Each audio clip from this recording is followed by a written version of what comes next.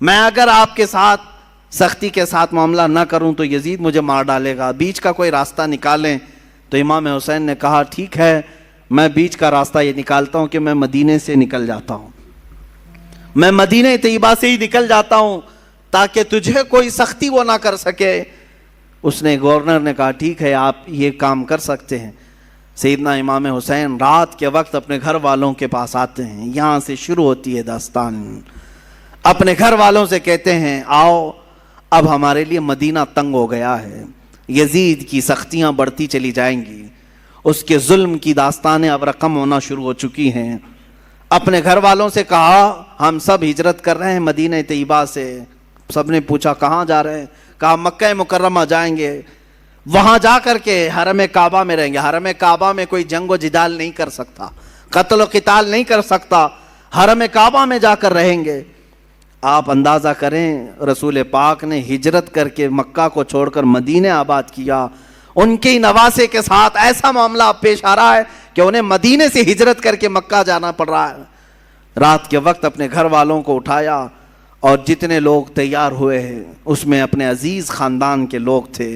مدینے سے پہلے کچھ ہی لوگ تیار ہوئے، آپ کی 2 بیویاں ساتھ میں تھیں، آپ کے شیرخوار بچے حضرت علی اصغر، آپ کے جوان بیٹے حضرت علی اکبر، آپ کے بھتیجے حضرت امام قاسم اور آپ کی بھتیجی اور آپ کی اپنی بڑی بیٹی حضرت سکینہ رضی اللہ تعالیٰ عنہ، یہ سب گھر والوں کا ایک قافلہ نکلا۔ پہلے تو یہ لوگ 12-15 کی تعداد میں تھے اور صبح کا وقت تھا جب مدینے سے یہ قافلہ نکلنے کو تیار ہوا۔ روضہ رسول پر میرے آقا کی بارگاہ میں امام حسین آئے۔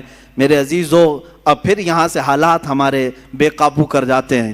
میں یہ چاہتا ہوں کہ اس بار کے بیانات میں اب ہم رونے دھونے کو فوقیت نہ دیں۔ غم حسین تو تڑپاتا ضرور ہے لیکن ہم اپنے جذبوں کو جوان رکھنا چاہتے ہیں اور ہم چاہتے ہیں کہ اب حسینی کردار ادا کرنے کا وقت آ جائے، ہمارے جوانوں میں پھر وہ غیرت بیدار ہو جائے کہ ہم دین کی خاطر ہر مصیبت کو اور مشقت کو اٹھانے کے لیے تیار ہو جائیں۔ حسین اعظم روضہ رسول پر آئے، میرے آقا صلی اللہ علیہ وسلم کو سلام پیش کیا اور درد بھری آواز سے کہا یا رسول اللہ یا ابتا، اے میرے باپ۔ حضور کو اکثر وہ ابا کہہ کر کے ہی پکارتے تھے۔ میرے آقا کی بارگاہ میں پکار کر کے کہا آپ کے مدینے سے مجھے نکلنا پڑ رہا ہے، میرے لیے مدینہ تنگ کر دیا گیا، میرے چھوٹے بچے لے کر کے میں روانہ ہو رہا ہوں۔ یہ کیفیت تو میرے آقا ہی جانے، قبر اطہر سے اس حسین کو رخصت ہوتا ہوا دیکھ کر میرے آقا پر کیا گزر رہی ہوگی، جس کے گردن کو میرے آقا نے بوسے لیے، جس کو سونگھا کرتے تھے، جس کو دوش پر بٹھایا کرتے تھے، جس کو سجدوں پر اپنی پشت پر بٹھایا کرتے۔ اس حسین کی رخصتی یقیناً غم کا ماحول تو تھا۔ میرے آقا صلی اللہ علیہ وسلم کے روضہ اطہر سے نکل کر سیدہ کائنات فاطمہ الزہرا رضی اللہ تعالیٰ عنہا جو جنت البقیع میں دفن تھیں، ان کے روضے پر آئے، اپنی ماں کی تربت پر آپ نے لپٹ کر کے رویا اور رخصتی کی اجازت مانگی اور کہا آپ کا حسین اگر مدینہ چھوڑ رہا ہے تو صرف اس لیے کہ رسول اللہ کا یہ مدینہ خون سے آلودہ نہ ہو، مسلمانوں کا خون نہ بہے، میں مسلمانوں کا خون بہنا نہیں دیکھنا چاہتا اور مدینے کی حرمت کو پامال ہونے نہیں دینا چاہتا، مجھے اجازت دی جائے۔ حسین اعظم نے اپنی ماں سے اجازت لی، اپنے چھوٹے بچوں کا ایک قافلہ لے کر نکل پڑے۔ میرے عزیزو گھر والوں کا قافلہ جب مدینہ چھوڑ رہا ہے کیا کیفیت ہوتی ہے۔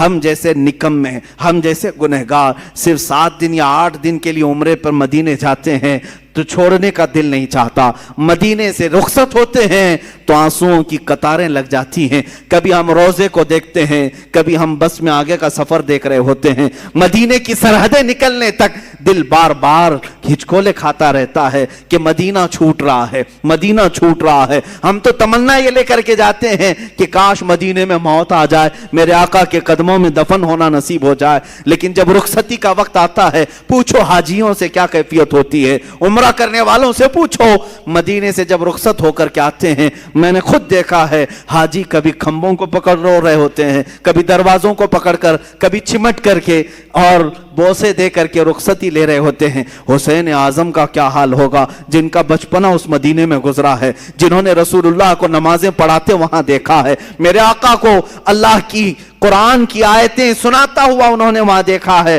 حدیثیں میرے آقا کی انہوں نے سنی ہیں۔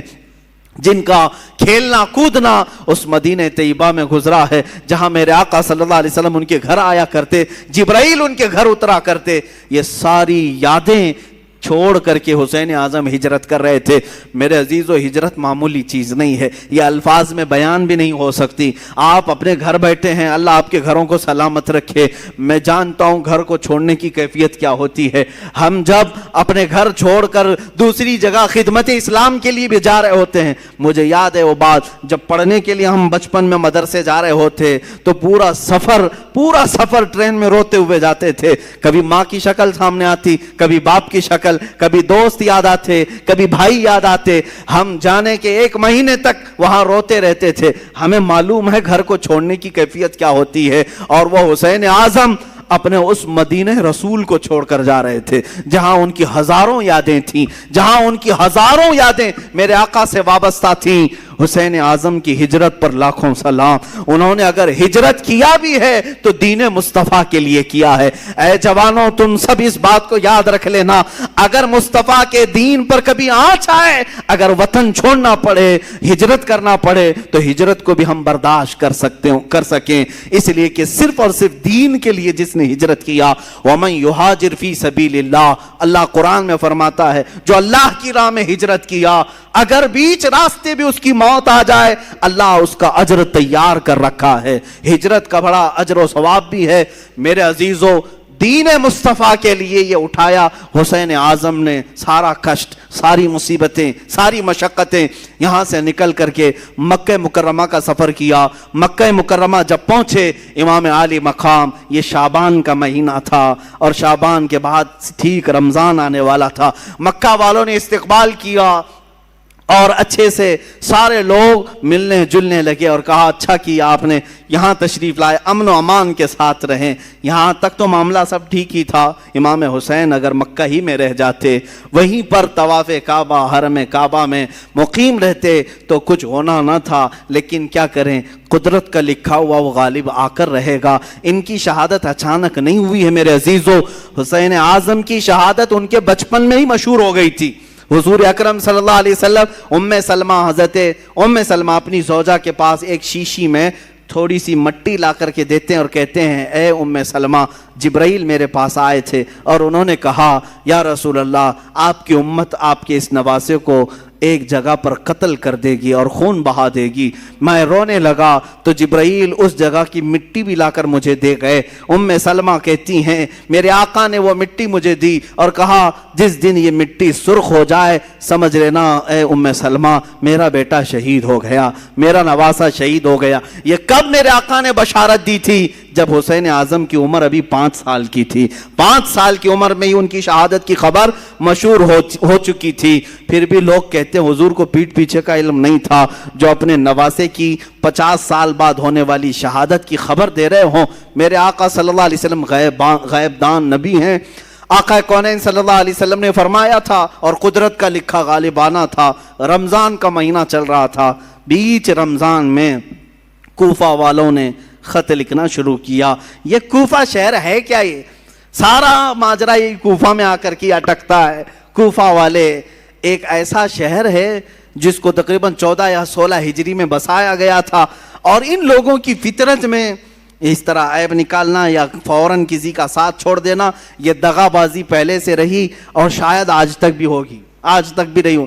کوفی لوگ اس طرح کی دغا بازیاں کرتے رہے، لیکن وہ شیعان علی میں سے تھے، حضرت علی کی محبت کا دعویٰ کرتے تھے. تو حضرت امام حسین کا مدینے سے ہجرت کر کے مکہ آنا جیسے ان کو پتہ چل گیا کہ امام حسین نے یزید کی بیعت نہیں مانی، تو کوفہ والے بھی یزید کو نہیں مانتے تھے. انہوں نے کہا کہ اچھا ہو گیا ہمارے اوپر کوئی امام نہیں ہے، ہم خط لکھ کر کے حسین اعظم کو یہاں بلاتے ہیں، کوفہ میں ان کے ہاتھ پر بیعت کر کے ان کی خلافت کا اعلان کر دیں گے اور پھر دھیرے دھیرے یزید کو بھی ختم کر دیں گے اور ساری جگہوں پر ایک ہی خلافت قائم ہوگی اور وہ ہوگی حسین اعظم کی خلافت. کوفہ والوں نے یہ سوچ کر کے خط لکھنا شروع کیا اور حضرت امام حسین کو کہا ہم آپ کے باپ کے وفادار ہیں، آپ کے بڑے بھائی کے وفادار ہیں، آپ تشریف لے آئیں. خط پہلے 5-6 خط آئے. آپ نے دیکھا اور رکھا، صحابہ سے مشورہ کیا، سارے صحابہ نے انکار کیا، آپ کوفہ نہ جائیں۔ آپ کے والد گرامی وہیں انتقال کیے، وہیں مارا گیا آپ کے والد حضرت علی کو، اور امام حسن کو زہر دینے والوں میں بھی وہی لوگ تھے۔ اب آپ نہ جائیں تو مشورہ ایسے ہی ہوتا رہا، ٹلتا رہا، خط پہ خط آتے رہے۔ ایک وقت ایسا آیا کہ 56 خط ایک ساتھ آئے، بعض روایات میں کئی 100 خط آئے، جس میں سب مہریں تھیں، سائن تھی، دستخط تھے، اور اس میں اخیر میں یہ خط آ گیا، اے حسین اعظم اگر آپ نہیں آتے اور قیامت کے دن ہم سے سوال ہو گیا کہ تم نے یزید جیسے فاسق و فاجر کی بیعت کیوں کی، تو ہم کوفہ والے کہیں گے اے اللہ ہم نے رسول اللہ کے نواسے کو بلایا تھا، وہ نہیں آئے، اس لیے ہم نے یزید کی بیعت مان لی۔ حسین اعظم کو یہ بات بہت لگ گئی، کہا ان لوگوں نے تو ایسی بات رکھ دی ہے، قیامت کے دن اگر مولا مجھ سے سوال کر لے کہ حسین تم اہل تھے خلافت کے اور لوگ بلا بھی رہے تھے، تم نے ان کو یزید جیسے فاسق و فاجر کے حوالے چھوڑ کر مکہ میں امن و امان کیوں لے لیا، تمہیں جانا چاہیے تھا، میں کیا جواب دوں گا اللہ کی بارگاہ میں؟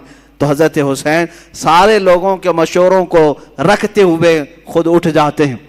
یہ رمضان بھی ختم ہوا، حج کا موسم قریب آ چکا تھا، امام حسین رضی اللہ تعالیٰ عنہ نے کہا نہیں اب میں کوفہ جاتا ہوں، پھر بعد میں اصرار ہوا، منع ہوتا رہا، پھر صحابہ کی ایک رائے بیچ میں نکل آئی، حضرت عبداللہ ابن عمر، حضرت عبداللہ ابن زبیر رضی اللہ تعالیٰ عنہما نے کہا ایسا کریں آپ کے جو معتمد ہیں جو بہت خاص ہیں ان کو آپ بھیجیں، اور اگر وہ آپ کو کہہ دیں کہ یہاں حالات ٹھیک ہے تو آپ چلے جائیں۔ تو امام حسین نے اپنے بھائی حضرت امام مسلم بن عقیل رضی اللہ تعالیٰ جو آپ کے چچیرے بھائی تھے، حضرت امام حسین کے چچیرے بھائی تھے، بڑے معتمد تھے، سفر میں ہمیشہ ساتھ رہتے۔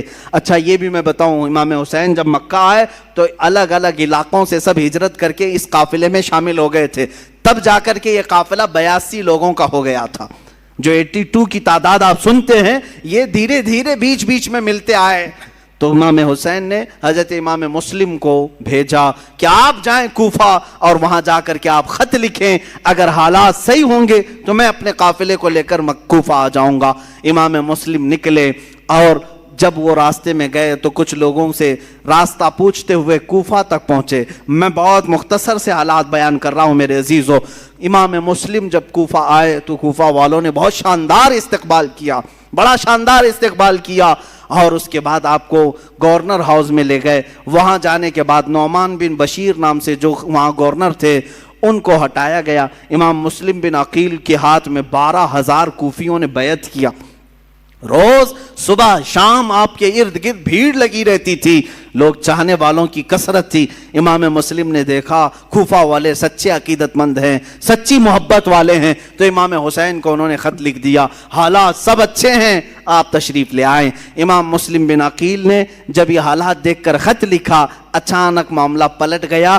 کیسے؟ یزید کو خبر دی گئی کہ امام مسلم وہاں کوفہ پہنچے ہیں حسین کی طرف سے وکیل بن کر اور بیعت لے رہے ہیں تمہارے خلاف وہ خلافت کا اعلان کرنے والے ہیں۔ یزید نے پوچھا کیا کیا جائے؟ کہا گیا، اس سے مشورہ دینے والوں نے کہا نعمان بن بشیر جو وہاں کے گورنر ہیں وہ نرم دل ہیں، یا تو پھر وہ خود ہی یہ کام کرا رہے ہوں گے، ان کو ہٹاؤ، ایک سخت قسم کے آدمی کو وہاں بھیجو۔ پوچھا گیا کون ہو سکتا ہے ایسا سخت آدمی؟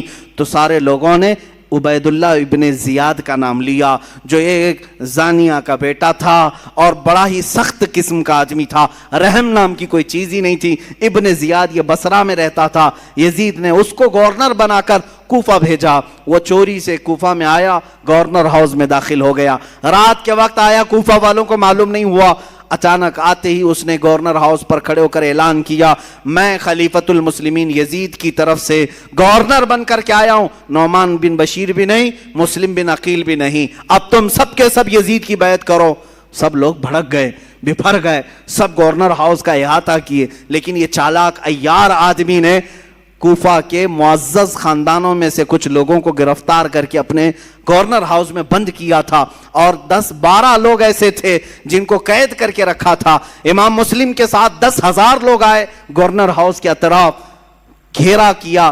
تو مسلم بن عقیل کی اس کیفیت کو دیکھ کر اس ابن زیاد نے یہاں پر جو موجود جو 12 لوگ تھے ان کو چھتوں پر کھڑا کیا اور کہا تمہارے خاندانوں کو ہٹنے کا حکم دے دو، جو بھی مسلم بن عقیل کے ساتھ ہیں ان سے کہہ دو کہ وہ سب گھر چلے جائیں ورنہ میں تم سب کا قتل کر دوں گا۔ وہ ڈر گئے، چھت پر کھڑے ہو کر اپنے اپنے خاندانوں سے کہنے لگے تم سب کے سب چھوڑ دو، چلے جاؤ، ابن زیاد سخت آدمی ہے، یزید کی فوج آ سکتی ہے، فلاں فلاں۔ ان کی باتوں میں آ کر کے خاندان بکھرتے چلے گئے، امام مسلم بن عقیل کا ساتھ چھوڑنے لگے۔ اتنا ہونے کے بعد کل کی صبح جو آتی ہے، امام مسلم بن عقیل فجر کی نماز میں حاضر ہوتے ہیں تو دیکھا آپ کے پیچھے آپ کے بچوں کے سوا کوئی نہیں ہے، کوفہ والے کوئی نہیں ہے۔ یہ وقت کا بڑا عالمیہ ہے جب کسی امام وقت کو چھوڑ دیا جاتا ہے۔ عزیزان گرامی، یہ وقت ہمیشہ آتا رہتا ہے اور ہمیں بتاتا رہتا ہے لوگوں کے چھوڑ دینے سے دین رکتا کبھی نہیں ہے۔ اگر کوفہ والے دھوکہ کیے تھے امام مسلم کے ساتھ تو دین ختم کبھی نہیں ہوا، دھوکہ کیا اور لعنت قیامت تک اپنے سروں پر لے لیا، لیکن دین تو پھلتا پھولتا ہی رہا۔ آج بھی میں کہتا ہوں دین کا کام اگر تم کرنے کے لیے کھڑے ہو گئے، اگر کسی نے تمہارا ساتھ چھوڑ دیا تو وہ لعنت کا شکار ہوگا، دین تو کبھی نہیں رکے گا، تمہارے ساتھ دین کا نام قیامت تک رہے گا۔ عزیزان گرامی، میں وقت کی قلت کی وجہ سے اب اپنی گفتگو کو ختم کرتا ہوں، باقی کا واقعہ کل عرض کروں گا۔ امام مسلم بن عقیل رضی اللہ تعالیٰ عنہ کو تنہا پا کر کے ایک ہانی بن عروہ نام سے شخص تھے، وہ بڑے معزز تھے، انہوں نے پناہ دیا اپنے گھر میں۔ ابن زیاد کو خبر لگی تو ہانی بن عروہ 80 سال کے تھے، ان کو بلایا اور گورنر ہاؤس میں اوپر سے انہیں ڈھکیل کر کے قتل کر دیا۔ جنہوں نے امام مسلم بن عقیل کو پناہ دیا تھا ان کا قتل کر دیا۔ پورے کوفہ میں بڑے بڑے لوگوں کا قتل کر کے لاشوں کو لٹکایا۔ یہی تو موب لنچنگ کی ویڈیو جو کی جاتی ہیں آج، ڈرانے کے لیے، بھائے دکھانے کے لیے، کہ مسلم بن عقیل کے ساتھ یہی کیا گیا تھا، بڑے بڑے سرداروں کا قتل کر کے ان کی لاشوں کو لٹکا کر کے لوگوں کو ڈرایا جاتا تھا، دیکھو اگر تم بھی باز نہیں آئے یہی حال تمہارے ساتھ بھی ہوگا، ایسی لٹکائی جائے گی لاشیں۔ عزیزان گرامی، جو حسینی ہوتے ہیں وہ اس طرح کی موب لنچنگ سے کبھی ڈرتے نہیں ہیں، خوف نہیں کھاتے ہیں۔ آج بھی یہی کیا جا رہا ہے، جگہ جگہ پر مسلمانوں کو مار کر کے ان کی ویڈیو وائرل کی جاتی ہے۔ خوف نہ کھانا ہے مسلمانوں، جو مارے جائیں گے وہ شہادت کا مقام پائیں گے انشاءاللہ، اور جو ظلماً قتل کیے جائیں گے وہ جامع شہادت نوش کریں گے، اور باقی رہنے والے خوف اپنے دل سے نکالیں۔ اگر ہمارے 1000 ٹکڑے بھی ہو جائیں تو اسلام کے درخت کو کوئی آنچ نہیں آ سکتی، اس کی حفاظت تو اللہ نے اپنے ذمہ کرم پر لیا۔